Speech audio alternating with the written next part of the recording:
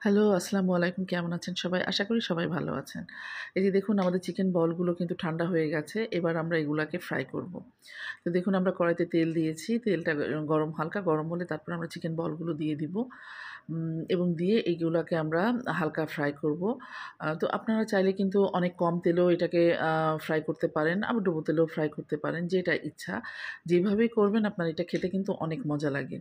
এবং আপনারা এই জিনিসটা কিন্তু বাচ্চাদের টিফিনের জন্য ব্যবহার করতে পারেন। বাচ্চারা খুবই পছন্দ করে। তো এইজন্য আপনারা চাইলে এটা কিন্তু টিফিনে দিতে পারেন।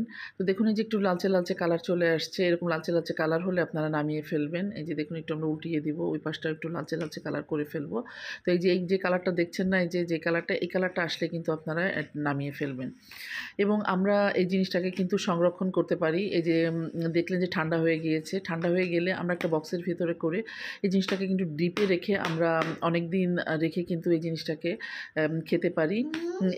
এটা এভাবে সংরক্ষণ করে রাখলেও আসলে ঝামেলাটাও একটু কম হয়। আপনার যখন ইচ্ছা তখন বের করে জিনিসটা আপনি ভেজে আপনি সার্ভ করতে পারবেন। এই যে দেখুন আমরা এই যে ঠান্ডা হয়ে গেলে এইভাবে বক্সের ভিতরে করে রেখে আমরা জিনিসটাকে ডিপে রেখে দিব।